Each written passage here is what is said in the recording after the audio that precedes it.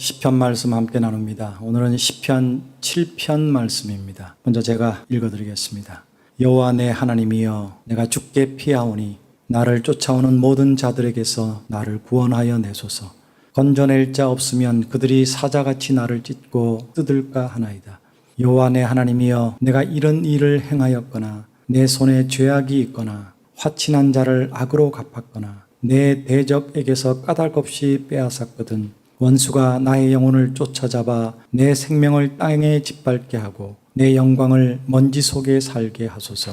여호와여, 진노로 일어나사 내 대적들의 노를 막으시며 나를 위하여 깨소서. 주께서 심판을 명령하셨나이다. 민족들의 모임이 주를 두르게 하시고 그 위 높은 자리에 돌아오소서.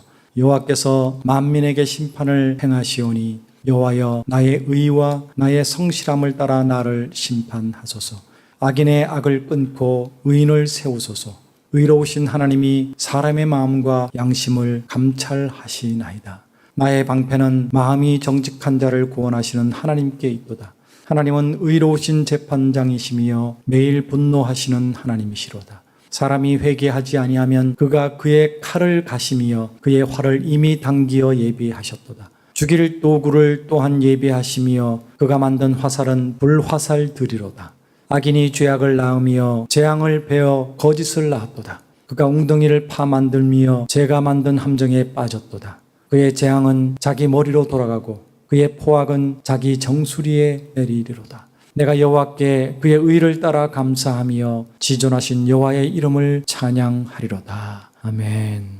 이 시편 7편은 다윗의 시가연이라고 표현되어 있습니다. 시가연은 슬픔의 노래다, 애가다 이런 의미입니다. 예레미야 애가처럼 슬픔의 노래다. 이 내용은 베냐민 사람 구시가 거짓 고소를 해서 그 거짓 고소에 대한 하나님을 향한 항변의 내용이 오늘 이 시편 7편의 내용입니다. 아주 억울한 상황이에요. 구체적으로 한 절 한 절 또 보겠습니다. 1절에서 9절까지는 하나님을 향한 항변이 나옵니다. 10절부터 16절까지는 하나님의 속성에 대한 내용이 나오고요. 그리고 17절은 감사와 찬양을 선포하는 내용으로 세 부분으로 나누어져 있습니다. 자, 1절부터 살펴볼게요. 1절에는 주께 피해야 한다라는 표현을 쓰고 있습니다. 여호와 내 하나님이여, 내가 주께 피하오니. 여러분, 하나님께 피해야 돼요. 딴 데 피하면 안 됩니다. 하나님께 피해야만 기가 막힌 구원을 경험할 수가 있어요.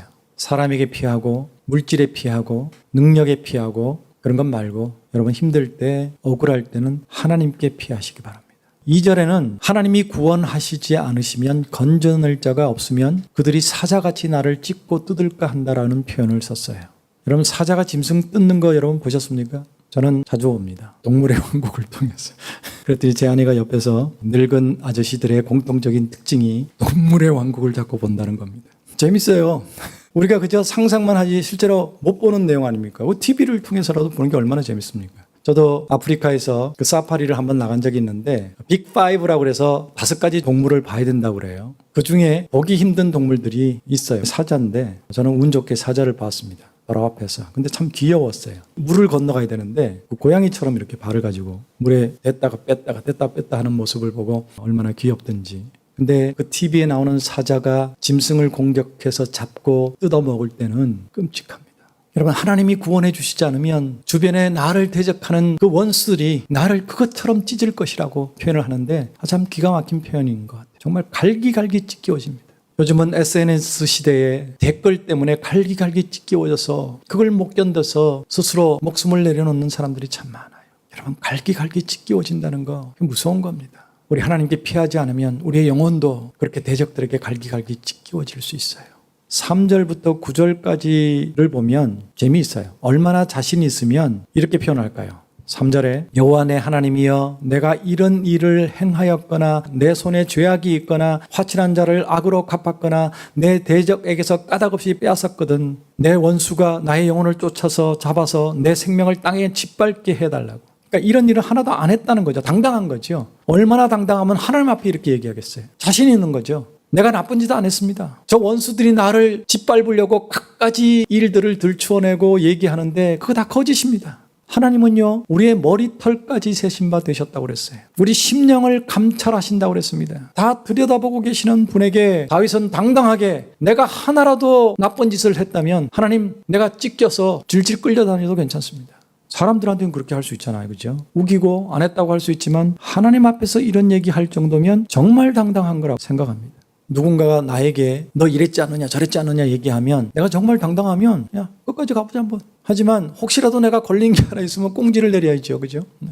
여러분 다윗 보세요. 사울에게 쫓길 때도 사울을 죽일 수 있는 수많은 기회가 있었어요. 동굴 안에서도 그랬고 잠들었을 때도 그렇고 지도 새도 모르게 죽여서 그 머리를 베어가지고 그 시대 때 했던 것처럼 사울 내가 죽였다. 내가 왕이다. 그럴 수 있는데 철저하게 얘기합니다. 하나님의 기름 부으심 받은 사람을 내가 죽일 수 없다. 그 자기의 수하의 부하들이 다윗이시여 이게 기회입니다. 하나님이 주신 기회입니다. 아니다. 주변의 모든 사람들이 그렇게 얘기도 자기는 분명히 하나님 앞에 나는 범죄할 수 없다. 하나님 기름 부음 받은 사람을 내가 죽일 수 없다. 철저하게 행하지 않는 모습을 우리가 봐왔어요. 그러니까 다윗은 자신 있는 겁니다. 여러분, 우리는 과연 하나님 앞에 이렇게 당당할 수 있을까요? 이 시를 보면서 나중에 심판대 앞에 서서라도 우리가 당당하려면 우리 삶을 바꿔야 되겠다는 생각을 해봤습니다. 나도 다시 정직하고 당당하게 흠없이 살려고 발버둥 쳐야 되겠다. 하나님 앞에서 우리 같이 우리의 삶을 한번 돌아보는 기회가 되었으면 좋겠습니다. 10절에서 16절까지는 늘 다윗은 보면 하나님의 속성을 얘기하고 그 하나님의 속성에 하나님의 약속에 기대서 기도하는 내용, 또 사람들에게 선포하는 내용이 참 많이 나옵니다. 하나님이 우리를 사랑하셔서 언약해 주신 그 언약을 붙들고 기도하듯이 오늘은 하나님의 속성에 대해서 얘기를 하고 있어요. 10절에 보면 나의 방패는 마음이 정직한 자를 구원하시는 하나님께 있도다. 마음이 정직한 자를 구원하시는 하나님을 방패 삼는 거예요. 내 방패는 하나님이야. 내가 하나님 앞에 그만큼 정직해. 자신이 있어. 이 얘기입니다. 여러분, 우리도 우리를 공격하는 수많은 사람들에게 당당해지려면 하나님을 방패 삼을 수 있을 정도로 정직해야 돼요. 남이 보아주지 않는 데에서조차도 정직해야 될 텐데 정직하지 않고 적당히 굴러가면서 그저 어떻게든 하나님의 은혜를 받고 싶어 합니다. 우리가 울부짖을 때 하나님 제발 도와주시옵소서. 약속을 언약을 갖다 대면서 기도를 하려면 그 하나님 앞에 당당할 정도로 우리도 정직해야 될 거예요. 여러분, 우리 다시 정직하게 해서 발버둥 치십시다. 진짜 하나님의 사람들의 가치는 성공이 아니라 저는 정직이 있어야 된다고 생각합니다. 진정한 방패는 하나님의 심판이다.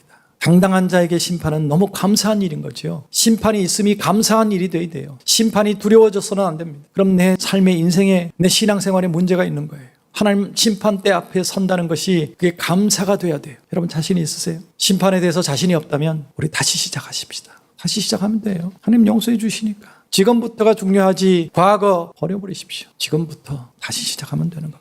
12절에는 하나님이 의의 재판장이라고 표현을 했습니다. 여러분 지금 우리는 의롭지 않은 재판장이 설치는 시대에 살고 있어요. 판결난 거 보면 참 어이없어요. 특히 음주운전 문제에 대해서, 어린이 보호구역에서 교통사고 문제에 대해서, 성범죄, 어린이 성범죄, 박사방인지 뭔지 그 판결나는 거 보면 너무 어이없어요. 법을 알고 모르고 떠나서 어떻게 저런 악랄한 짓을 저지른 사람들이 무죄로 풀려나고 집행유예로 풀려나고 이게 말이 됩니까 여러분? 사람들이 그렇게 얘기해요. 저 사람들이 저도 거기에서 자유로울 수 없으니까 이렇게 쉽게 풀어주고 판단하고 재판하는 거 아니냐고. 근거 없는 얘기는 아닌 것 같아요. 왜 그걸 더 벌을 강화시키는 법을 못 만듭니까? 법을 만드는 사람들이 거기에서 자유롭지 못하기 때문에 그렇지 않느냐는 말입니다. 우리는 지금 의롭지 않은 재판장 때문에 억울한 시대를 살고 있어요. 하지만 하나님께서는 의로운 재판장이십니다. 그 사실이 얼마나 감사한 일인지 모르겠습니다. 우리 인생을 마지막 심판하시는 분, 내가 비록 억울하고 힘겹게 살아왔지만 내가 하나님 앞에 정직하고 당당하다면 그 의로우신 재판장이 있음이 감사한 일입니다. 심판이 있음이 감사한 일이에요. 반드시 우리 마지막 순간에는 의로운 심판을 받게 될 것입니다. 정직한 재판을 받게 될 것입니다. 하나님에게서. 12절의 내용은 회개하지 않으면 하나님이 칼을 가신대요.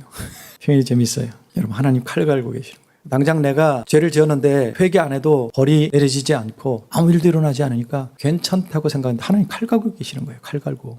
언제 그 칼이 우리 인생에 들이대질지 모르는 겁니다. 그리고 또 기가 막힌 표현이 하나님이 활을 당겨서 예비하셨다. 손 놓으면 끝장나는 거죠. 당기고 계시는 겁니다. 활 시위를. 언제 놓을지 모르잖아요. 하나님이 손 놓으시면 끝장인 거예요. 여러분. 빨리 회개하십시다. 날마다 회개하십시다. 한번 회개로 끝난 건 아니더라고요. 내 약한 부분이 있어서 지었던 죄를 반복해서 지어요. 근데 처음에는 눈물로 회개하다가 이게 2번, 3번, 10번, 20번 넘어가면 그냥 회개도 적당히 하게 되고 아예 안 하게 돼. 하나님 벌 주시지 않으니까. 아니에요. 칼 갈고 계세요. 할 시일을 당기고 계십니다. 놓으면 끝장인 거예요. 100번, 1000번이라도 회개하십시오. 계속해야 합니다. 13절에는 다른 죽일 도구들을 많이 준비하셨다고 표현하고 있어요. 죽일 도구들이 많아요, 하나님이. 하나님이 우리 그냥 작살내 버리실 도구들이 많아요. 우리 말고 안 믿는 사람. 그래도 우리는 믿음으로 의롭게 된 사람이니까 날마다 자백하고 물두멍에 손과 발을 닦아서 하나님 예배의 자로 우리가 온전히 서 있을 수 있으면 우리의 예배와 우리의 기도와 우리의 찬양을 하나님이 연락하시면 그 칼을, 그 활 우리하고는 상관없는 거예요. 안 믿는 사람들, 교회를 다니지만 불법을 행하는 사람들, 정직하지 않은 사람들, 회개하지 않는 사람들, 교회만 다니고 하나님 뜻대로 살지 않는 사람들, 그 사람들에게 예비된 것들이 불화살도 있다고 그랬어요. 14절에는 악인이 죄와 거짓을 낳는다고 그랬습니다. 여러분, 달걀은 닭이 낳아요. 개가 낳을 수 없지요. 죄와 거짓을 낳는 사람은 악인입니다. 내 삶 속에 죄와 거짓이 있으면 나도 악인이에요. 예수 그리스도의 보혈의 피로 내가 의인이 되었다면 이제 내 삶의 열매들은 죄와 거짓이 아니라 선한 것을 낳아야죠. 하나님이 기뻐하시는 것을 낳아야죠.